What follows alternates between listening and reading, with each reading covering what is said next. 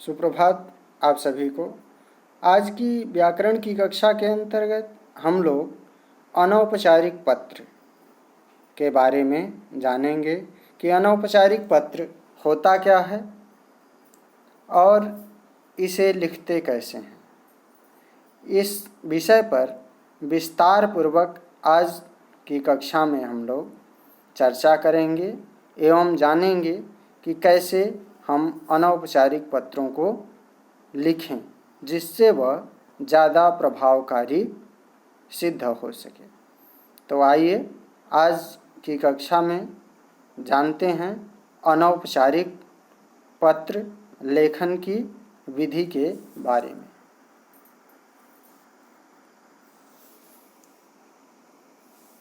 अनौपचारिक पत्र, सबसे पहले हमें यह जानना आवश्यक है कि अनौपचारिक पत्र होता क्या है। पिछली कक्षा में हम लोगों ने पत्र लेखन के बारे में पढ़ा कि पत्र लेखन होता क्या है, पत्र लेखन कितने प्रकार का होता है। तो वहाँ हम लोगों ने यह जान लिया था कि पत्र लेखन मुख्यतः दो प्रकार का होता है, अनौपचारिक और औपचारिक। अब आज की कक्षा में हम लोग जानेंगे कि अनौपचारिक पत्र किस प्रकार से लिखे जाते हैं और अनौपचारिक पत्र किसे कहते हैं। देखिए कि ऐसे लोगों को लिखे जाने वाले पत्र जिनसे हमारा व्यक्तिगत एवं निजी संबंध होता है। कैसा संबंध होता है? व्यक्तिगत एवं नज़दीकी या निजी संबंध होता है,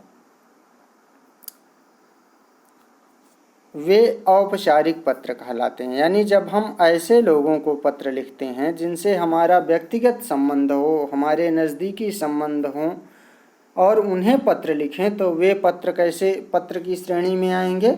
अनौपचारिक पत्र की श्रेणी में आएंगे। इसीलिए इसे व्यक्तिगत पत्र भी कहते हैं। इसी कारण से, किस कारण से? क्योंकि ऐसे लोगों से हमारे व्यक्तिगत एवं नज़दीकी संबंध होते हैं तो इसे व्यक्तिगत पत्र भी कहते हैं। इन पत्रों में आत्मीयता झलकती है। आत्मीयता मतलब अपनापन। आत्मीयता का मतलब क्या होता है? अपनापन। ऐसे पत्र जो होते हैं, अनौपचारिक पत्र जो होते हैं, इनमें आत्मीयता यानी अपनापन झलकता है। अब अनौपचारिक पत्र के अंतर्गत कैसे पत्रों को हम शामिल करेंगे? अनौपचारिक पत्र का मतलब आप लोग समझ गए कि ऐसे लोगों को लिखे जाने वाले पत्र जिनसे हमारा व्यक्तिगत एवं नज़दीकी संबंध होता है, अनौपचारिक पत्र कहलाते हैं। जैसे अपने मित्रों को लिखा जाने वाला पत्र, रिश्तेदारों या निकट संबंधियों को लिखे जाने वाले पत्र, या जैसे हम लोग अपने मित्रों को, दोस्तों को लिख रहे हैं, अपने रिश्तेदारों को, सगे संबंधियों को पत्र लिख रहे हैं, जैसे माता पिता, चाचा, दादा दादी, भाई बहन, इन सबको अगर कोई पत्र लिख रहे हैं, मौसा मौसी, कोई भी चाहे नातेदार रिश्तेदार हो, उनको जब हम पत्र लिखते हैं तो वे सभी पत्र किस श्रेणी में आते हैं? अनौपचारिक पत्र की श्रेणी में आते हैं। उन सभी को अनौपचारिक पत्र कहते हैं। ठीक है। अब अनौपचारिक पत्र के प्रकार देखिए। अनौपचारिक पत्र कई प्रकार के होते हैं, जिसमें से मुख्य जो हैं उनको आप देख लीजिए कि जैसे अनौपचारिक पत्रों में क्या होता है कि बधाई पत्र, जैसे जिसमें किसी चीज़ की शुभकामना, बधाई दी गई हो। किसी, जैसे मान लो कि कोई प्रथम श्रेणी में उत्तीर्ण हो गया है, कक्षा में अपने टॉप किया है, स्कूल में टॉप किया है, तो उसे हम क्या करेंगे? बधाई पत्र लिखेंगे ना, शुभकामना देंगे।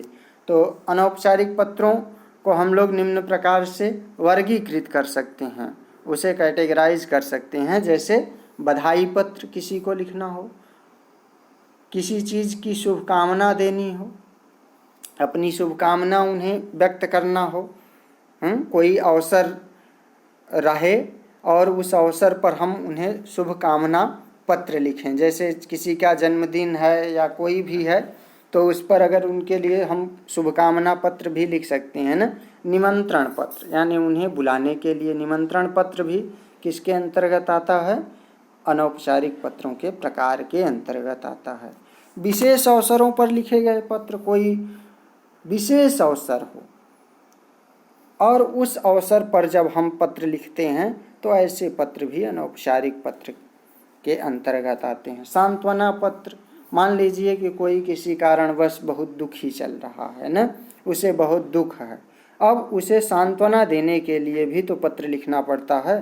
तो ऐसे जो पत्र लिखे जाते हैं वे सांत्वना पत्र कहे जाते हैं और यह सांत्वना पत्र भी अनौपचारिक पत्रों के श्रेणी में आते हैं।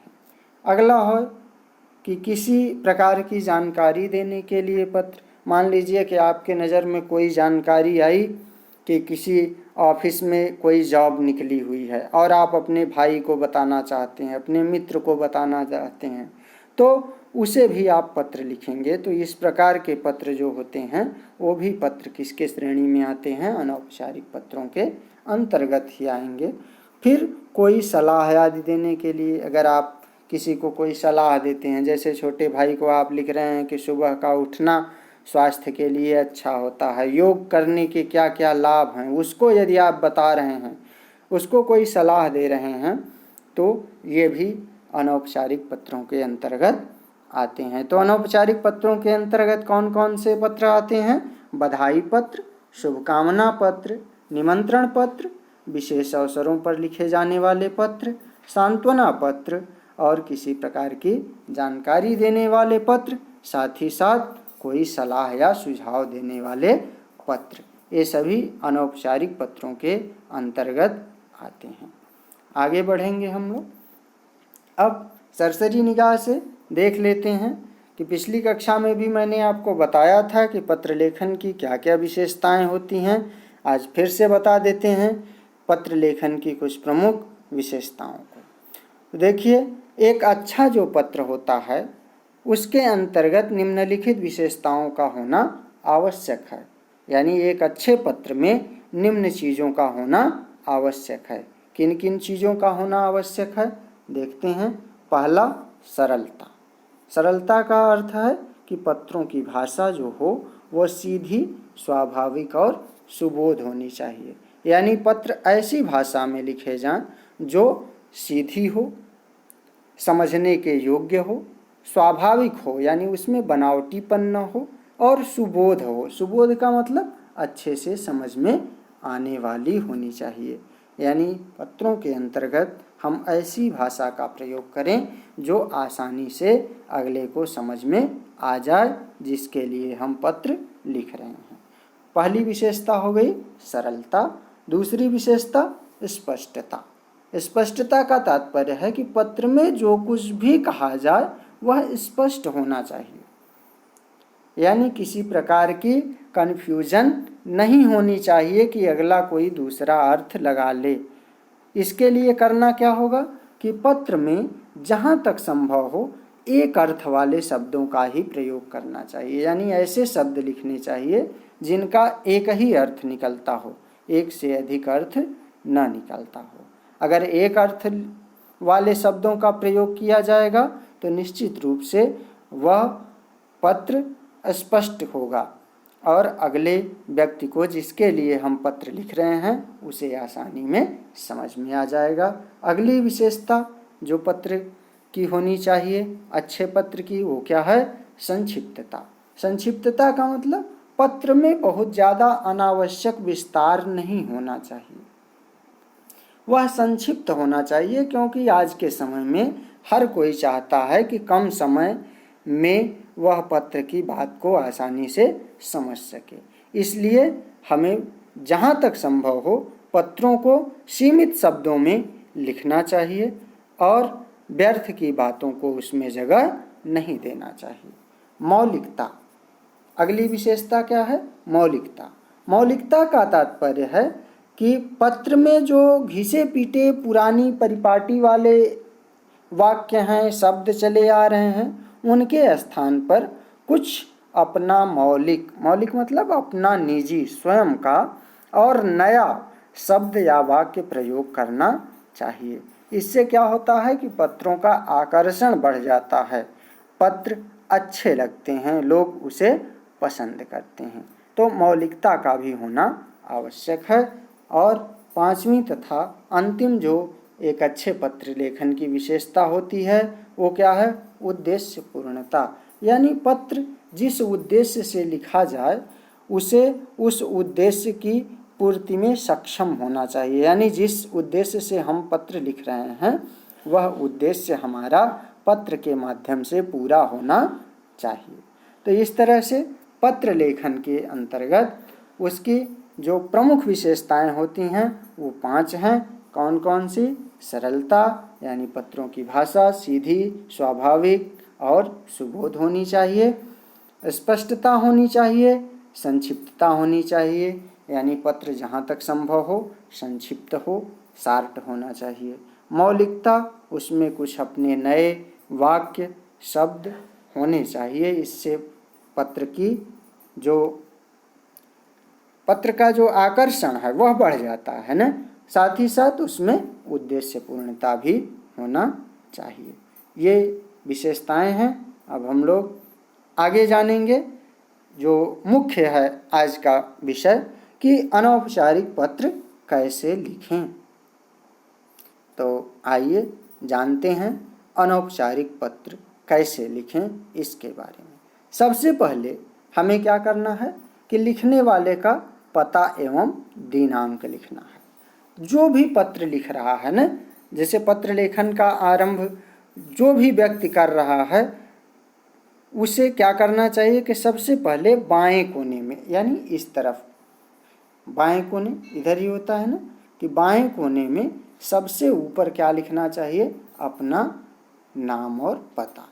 सबसे जरूरी है पता लिखना चाहिए, यानी जहाँ से वो पत्र लिख रहा है। जैसे आप अगर जीटीसी पासीघाट से लिख रहे हैं तो सबसे पहले आप ऊपर लिखेंगे कि जीटीसी पासीघाट, पूर्वी सियांग, अरुणाचल प्रदेश। या जहाँ से भी आप लिख रहे हैं, नई दिल्ली से लिख रहे हैं तो नई दिल्ली, कहीं का भी, यानी लिखने वाले का सबसे पहले पता होना चाहिए बाएं तरफ कोने में। ठीक है। और उसके ठीक नीचे क्या होना चाहिए? दिनांक या डेट लिखा जाना चाहिए। तो यह चीज़ आप ध्यान रखेंगे कि सबसे पहले अगर हम पत्र लिखते हैं तो बाएं तरफ ऊपर कोने में हम क्या लिखेंगे? लिखने वाले का पता, यानी जो प्रेषक होता है, जो पत्र लिख रहा है उसका पता लिखना है। यानी आप अगर पत्र लिख रहे हैं तो आपको अपना पता लिखना है उसमें ना। उसके नीचे फिर डेट डालनी है, दिनांक लिखना है। फिर उसके बाद क्या करना है? संबोधन जिसके लिए आप पत्र लिख रहे हैं उन्हें कुछ न कुछ संबोधन कहेंगे। जैसे महोदय, महोदया, सेवा में, ऐसे लिखते हैं ना। यह कहाँ लिखेंगे? दिनांक से ठीक नीचे अगली पंक्ति में उसके लिए हम लोग संबोधन करेंगे ना। ठीक है। अब चूंकि पत्र क्या है? अनौपचारिक है, तो महोदय महोदया तो नहीं होगा। फिर क्या होगा यहाँ पर क्या होगा? पूज्य, पूजनीय, प्रिय, ऐसे शब्द होंगे ना, कि पूज्य पिताजी, आदरणीय पिताजी न, प्रिय मित्र, ऐसे जो शब्द होंगे। अभी आगे चल करके मैं आप लोगों को संबोधन लिखना चाहिए, संबोधन के अंतर्गत, अभिवादन के अंतर्गत क्या लिखना चाहिए, ये सब भी बता दूंगा न, कि कौन कौन सी चीज़ें हमको संबोधन के अंतर्गत लिखनी चाहिए। अब जैसे देख ही लीजिए यहाँ कि हमको संबोधन जहाँ जिसके लिए हम लोग लिख रहे हैं ना, जैसे अगर माता पिता को लिख रहे हैं तो उसके लिए हमको क्या लिखना होगा कि पूज्य लिखना होगा, पूजनीय लिखना होगा, श्रद्धेय, आदरणीय, इन सब शब्दों का प्रयोग हम करेंगे। किसके लिए? अपने माता पिता, शिक्षक, दादा दादी, चाचा चाची या अन्य बड़ों के लिए अगर लिख रहे हैं तो उनके लिए हम लोग संबोधन में क्या करेंगे? ये संबोधन है ना, ये क्या है? संबोधन है ना। तो संबोधन के अंतर्गत उन लोगों के लिए हम लोग क्या करेंगे? यही शब्द लिखेंगे कि पूज्य, पूजनीय, श्रद्धेय, आदरणीय।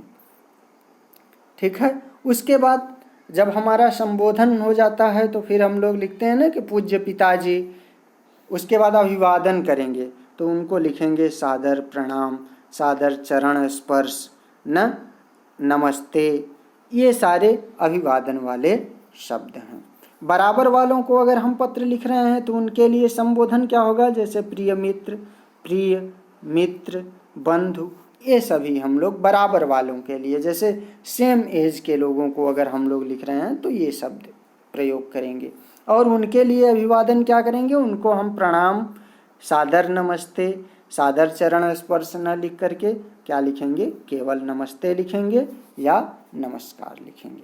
अगर अपने से मान लीजिए छोटों को आपको पत्र लिखना पड़ रहा है, किसे लिखना पड़ रहा है, अपने से छोटों को, यानी छोटे भाई, छोटी बहन या कोई ऐसा व्यक्ति जो आपसे छोटा है, तो उसके लिए प्रिय आप लिखेंगे।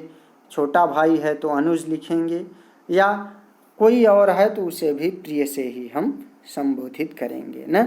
अब उसके लिए आप चूँकि बड़े हैं, वो छोटा है, तो आप नमस्ते नहीं करेंगे, उसको प्रणाम भी नहीं करेंगे, तो उसके लिए क्या लिखेंगे, शुभाशीष, यानी शुभ आशीष, प्रसन्न रहो, चिरंजीव भव या चिरंजीव रहो, ऐसे शब्दों का प्रयोग करेंगे। और अगर मान लीजिए कि कोई बहुत महान आदमी है ना, तो उसके लिए आप क्या लिखेंगे कि आदरणीय, मान्यवर, माननीय, ऐसे शब्दों का प्रयोग करेंगे। जैसे आपके इलाके का कोई प्रतिनिधि है, सांसद है, विधायक है, एमपी है, एमएलए है ना, तो उसके लिए आप मान्यवर, माननीय शब्दों का भी प्रयोग करेंगे ना। अभिवादन में उसके लिए भी आप प्रणाम लिख सकते हैं, ठीक है। इसी तरह से अब उसके बाद लास्ट में लिखने का जो होता है स्वनिर्देश, उसके अंतर्गत आप अपने अनुसार, जैसे अगर माता पिता को लिख रहे हैं तो आपका प्रिय पुत्र, आपका आज्ञाकारी शिष्य, स्नेहाकांक्षी, ये सब लिख सकते हैं ना। अपने बराबर वालों को अगर लिख रहे हैं तो तुम्हारा प्रिय मित्र, ऐसे लिख सकते हैं ना।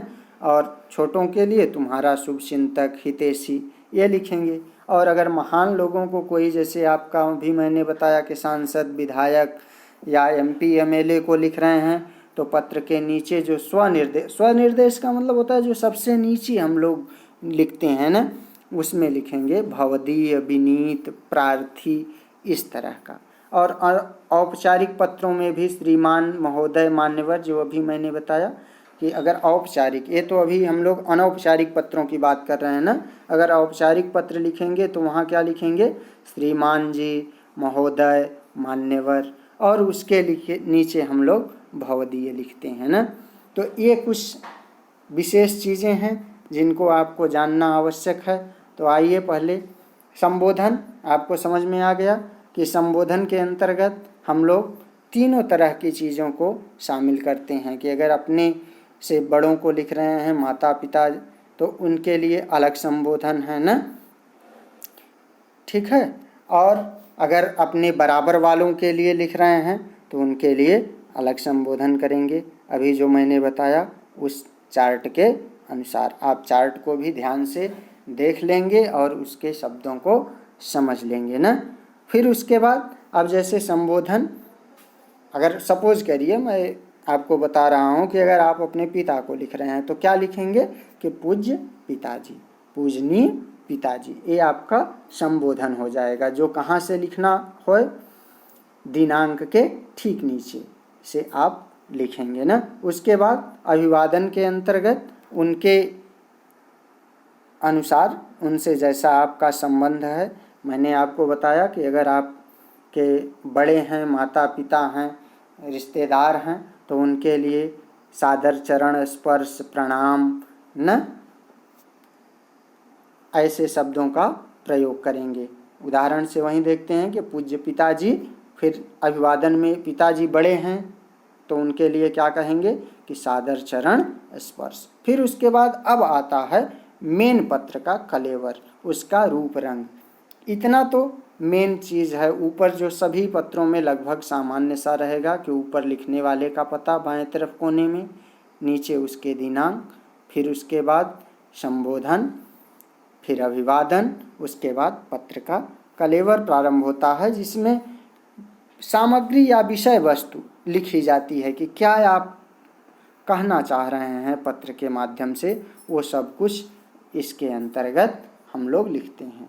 उसके बाद जब वो हम क्या कहना चाह रहे हैं संबोधन के बाद पूरी बात लिख दिए, तो फिर हम लोग पत्र का समापन करते हैं। पत्र का समाप्त करते समय पत्र पाने वाले के लिए फिर यथा योग्य अभिवादन लिखेंगे, उसका धन्यवाद ज्ञापित करेंगे न, कि मैं आपका सदैव आभारी रहूँगा, इस तरह का, ठीक है, समापन के अंतर्गत करेंगे। फिर उसके बाद स्वनिर्देश, स्वनिर्देश में फिर अंत हम लोग करते हैं। अंत जैसे कि ये पत्र का अंतिम चरण होता है। इस चरण में पत्र लिखने वाला क्या करता है, अपने संबंध का उल्लेख करता है। जैसे अभी मैंने बताया ना कि आपका प्रिय पुत्र, ठीक है, क ख ग ऐसे लिख देंगे ना, कि आपका मित्र, अगर मित्र को लिख रहे हैं तुम्हारा मित्र, ऐसा लिखेंगे, तो ये क्या हो गया, स्वनिर्देश के अंतर्गत आएगा। अब एक बार इसे भी देख लीजिए, ये भी एक प्रोफार्मा ही है, कि जिसमें सबसे पहले प्रेषक का नाम, पता, दिनांक हो जाएगा, फिर संबोधन लिखेंगे, फिर यथायोग्य उनको अभिवादन करेंगे, फिर कुशल क्षेम पहले में, फिर उसके बाद मुख्य विषय वस्तु कि क्या आप मेन कहना चाह रहे हैं पत्र के माध्यम से, फिर समापन करेंगे। समापन के अंतर्गत उनसे फिर क्या करेंगे, समापन के बाद उनसे संबंधों का उल्लेख करेंगे, फिर अपना नाम लिखेंगे। ये है। अब एक उदाहरण के माध्यम से इसको आप देख सकते हैं। जैसे देखिए, एक मैं उदाहरण लेके चल रहा हूँ, इसी के माध्यम से आप समझ जाएंगे कि कैसे पत्र लिखा जाता है, कैसे हमें एक पत्र को लिखना चाहिए। अब जैसे मान लीजिए कि विज्ञान और सामाजिक विज्ञान, किसकी, विज्ञान और सामाजिक विज्ञान की पुस्तकें खरीदने के लिए पिताजी को आपको पत्र लिखना है। किसे पत्र लिखना है, अपने पिताजी को। किस लिए, पुस्तक खरीदने के लिए। यहाँ आपका जो सब्जेक्ट दिया है, सब्जेक्ट चेंज हो सकता है। किताब खरीदने के लिए या किसी अन्य काम के लिए आपको पैसे मंगवाना हो, क्या मंगवाना है, रुपए मंगवाने हैं, तो कैसे पत्र लिखेंगे। अभी मैंने पूरा प्रोफार्मा बता दिया, उसके अनुसार एक एक चीज़ को ध्यान से देखते जाइएगा। सबसे पहले बाएं तरफ कोने में, अब बायां किधर है, इधर बायां है ना, इधर क्या है, बायां है, और ये क्या है, दायां है, यानी ये लेफ्ट है, ये राइट है, इतना तो आप समझ ही रहे हैं। तो बाएं तरफ कोने से हम प्रारंभ करेंगे और सबसे पहले पता लिखेंगे। पता यहाँ जैसे अ ब स कुछ भी आप लिख सकते हैं। ये चूँकि नई दिल्ली का लिखा गया है, यहाँ आप अपने जगह का नाम लिख सकते हैं। जैसे यहाँ सपोज करिए ऊपर आपने क्या लिख दिया कि GTC पासीघाट, यहाँ नई दिल्ली के जगह आपका हो जाएगा पूर्वी सियांग, अरुणाचल प्रदेश। उसके बाद फिर क्या करेंगे, दिनांक। फिर दिनांक जैसे यहाँ 15 नवंबर 2000 डला हुआ है, आप जिस डेट को पत्र लिख रहे हैं वह डेट आपका हो जाएगा, इतना ठीक है। फिर उसके बाद संबोधन। संबोधन का मतलब जिसे पत्र लिख रहे हैं आप। अगर मान लीजिए कि चूँकि यहाँ दिया हुआ है, टॉपिक दिया हुआ है आपका ना, कि किस पर आपको लिखना है, कि पिताजी को पत्र लिखना है, किस लिए, पैसे मंगवाने के लिए, तो फिर आप क्या लिखेंगे, पूज्य पिताजी। ये संबोधन हो गया। संबोधन की भी लिस्ट मैंने पूरी आपको दे दी है, बता दिया है कि क्या क्या होता है संबोधन के अंतर्गत, ठीक है। तो पूज्य पिताजी, फिर उसके बाद क्या लिखेंगे, सादर चरण स्पर्श। बड़े हैं, आदरणीय हैं, तो उनको आप चरण स्पर्श मतलब पैर छू करके प्रणाम करना न, पैर छूना, तो आदर के साथ उनका आप पैर छूने की बात लिखेंगे। फिर उसके बाद अब कुशल क्षेम। कुशल क्षेम के अंतर्गत मतलब 1-2 लाइन में उनका थोड़ा सा हालचाल, अपनी हालचाल लिखते हैं। पत्र प्रारंभ करने के पहले सीधे नहीं मांग लेंगे कि भाई रुपया मांगना है, जैसे उनसे ना, पिताजी से क्या मांगना है, रुपया मांगना है, तो आप सीधे नहीं मांगेंगे, थोड़ा सा अपनी हालचाल बताइए, उनकी हालचाल लीजिए, उसके बाद पैसा मांगिए, पैसा तो मिलना ही है। तो आप क्या लिखेंगे कि मैं यहाँ कुशल से हूँ, आशा करता हूँ आप लोग भी सकुशल होंगे। आप लिखेंगे कि मैं यहाँ अच्छे से हूँ, कुशल से हूँ और उम्मीद करता हूँ कि आप लोग भी घर पर अच्छे होंगे, सकुशल होंगे। मेरी पढ़ाई ठीक चल रही है। मैं पढ़ाई के अलावा खेल कूद संबंधी कार्यक्रमों में भी भाग ले रहा हूँ। आप आगे बताएंगे कि मैं पढ़ाई के साथ साथ खेल कूद संबंधी जो कार्यक्रम हैं उसमें भी पार्टिसिपेट कर रहा हूँ, उसमें भी भाग ले रहा हूँ, परंतु आपको विश्वास दिलाना चाहता हूँ कि खेल कूद में भाग लेने के कारण मेरी पढ़ाई बिल्कुल बाधित नहीं होगी। आप उन्हें यह विश्वास भी दिलाना चाहेंगे, पत्र के माध्यम से लिख रहे हैं कि मैं आपको विश्वास दिलाना चाहता हूँ कि मेरी पढ़ाई खेल कूद में भाग लेने के कारण जरा भी बाधित नहीं होगी, यानी पढ़ाई पर कोई असर नहीं होगा। ये तो कुशल क्षेम की बात हो गई। अब आप लिखेंगे अपनी मेन चीज़ जिस लिए आप पत्र लिख रहे हैं। किस लिए पत्र लिख रहे हैं? रुपए मंगवाने के लिए। तो अब यहाँ से आप मेन चीज़ लिखेंगे कि आपने गत मास जो रुपए मेरे खाते में ट्रांसफ़र किए थे वे सब विद्यालय के शुल्क यानी विद्यालय के फीस, छात्रावास शुल्क आदि में व्यय हो गए। व्यय हो गए मतलब खर्च हो गए। हमारे विज्ञान तथा सामाजिक विज्ञान के अध्यापकों ने पाठ्य पुस्तकों के अलावा कुछ अतिरिक्त पुस्तकों को खरीदने के निर्देश दिए हैं। फिर आप बताएंगे या लिखेंगे अपने पिताजी को कि हमारे विद्यालय के जो विज्ञान और सामाजिक विज्ञान के शिक्षक हैं उन लोगों ने कुछ अतिरिक्त पुस्तकों को खरीदने का निर्देश दिया है, यानी खरीदने के लिए कहा है, और इन पुस्तकों के लिए कुछ रुपयों की आवश्यकता होगी। जाहिर सी बात है कि जब पुस्तकें खरीदना है तो बिना पैसे की पुस्तक तो मिलेगी नहीं। तो आप लिखेंगे उसमें कि इन पुस्तकों के लिए कुछ रुपयों की आवश्यकता होगी। अब उसके बाद अंतिम चरण आ जाता है ना।